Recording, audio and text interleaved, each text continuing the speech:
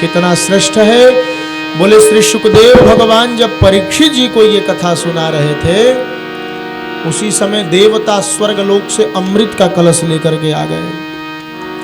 महाराज ये कलश अपने यजमान परीक्षित को पिलाइए, क्योंकि इसको तक्षक सर्प डसेगा और ये मर जाएगा। अमृत पी लेंगे परीक्षित जी तो अमर हो जाएंगे।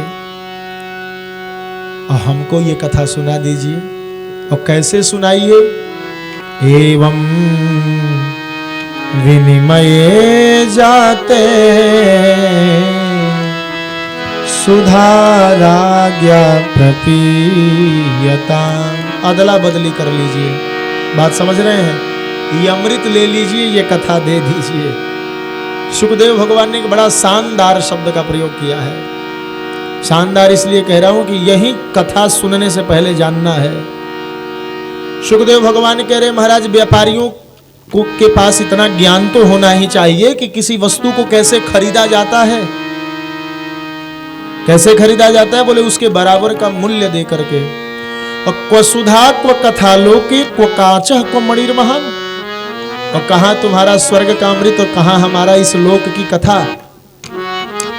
दोनों में अंतर क्या है महाराज? बोले अमृत प्रकट करने के लिए ठाकुर जी को 4 अवतार धारण करने पड़े थे। कछुआ बनकर के मंदराचल पर्वत को धारण किया, अजित बनकर के मंथन किया, धनवंतरी बनकर के प्रकट किया और मोहिनी बनकर के रक्षा किया। ये 4 अवतार लेकर के ठाकुर जी ने अमृत बचाई। तो अगर अमृत ग्रहण किया जाए तो भगवान के 4 अवतार की महिमा, परंतु अगर कथा सुनी जाए तो भगवान के अनंत अवतार की महिमा। इस दृष्टि से भी कथा श्रेष्ठ है।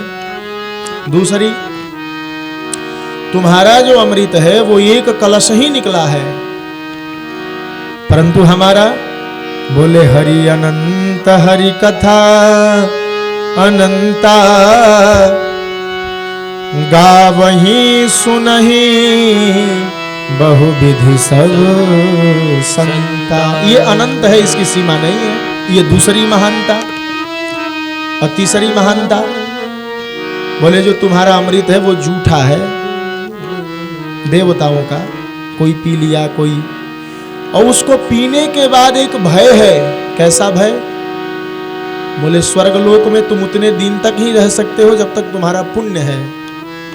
स्वर्गलोक का मतलब बोले 5 स्टार होटल, 10, 20, 50 हजार रुपया लेकर के आप गए हैं और वहां का दरबान आपको सलामी दे रहा है। और जिस दिन पास से पैसा खत्म, जो दरबान सलामी दे रहा था वो टांग के बाहर करेगा। उसी प्रकार 5 स्टार होटल, उसी प्रकार स्वर्ग। हम यहां से पुण्य करके गए हैं, जब तक पुण्य की पूंजी है कोई नहीं बोलेगा, सब आएंगे, अरे भैया प्रणाम, आप बड़े भागी हो।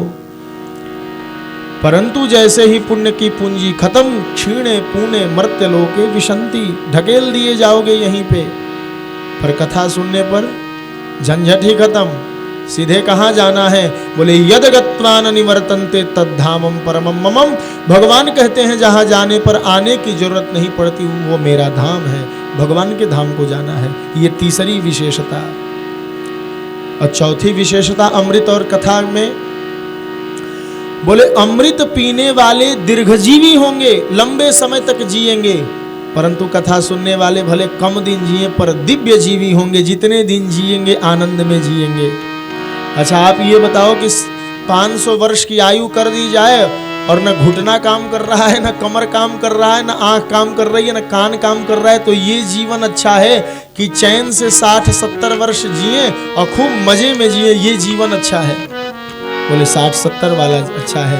इस दृष्टि से भी कथा की श्रेष्ठता है। अभक्तांस्तांश्च विज्ञाय न ददौ स कथामृतम् श्रीमद्भागवती वार्ता सुराणामपि दुर्लभा। सूत जी कहते हैं ऋषियों, श्री सुखदेव भगवान ने देवताओं को भगाया, और ऐसे नहीं भगाया, अभक्त कह करके भगाया। बस यही समझ जाइए कथा सिद्ध हो गई। क्या कह करके भगाया? अभक्त कह करके। इसका मतलब क्या है? बोले कथा किसको मिलती है? बोले भक्त को मिलती है, अभक्त को नहीं मिलती है। और भक्त और अभक्त में भेद क्या है? भक्त और अभक्त में भेद क्या है? बोले भक्त के पास जो कुछ प्राप्त है उसे वो ठाकुर की कृपा मानता है, पर अभक्त के पास जो कुछ भी प्राप्त है उसे वो अपना पुरुषार्थ मान करके अभिमान में फूले रहता है। अमृत जो है वो ईश्वर के द्वारा प्रकट किया गया वस्तु है, परंतु देवता उसे अपना मान करके अदला बदली करने आ गए, जबकि वो भगवान के द्वारा प्रकट किया गया है, उस पर उनका अधिकार नहीं है। परंतु भक्त की क्या पहचान है? बोले जो मिला है वो ठाकुर की कृपा मानते, अपना कुछ मानते ही नहीं। सुखदेव भगवान ने अभक्त कह करके खदेड़ दिया उन्हें, अर्थात अगर कथा सुननी है तो भक्त बनना पड़ेगा। देवताओं को कथा नहीं मिलती। देवता बन जाइएगा, अरे वहां जाएंगे तिरपाल बिछा है, हम कहाँ बैठेंगे, नीचे बैठना पड़ेगा।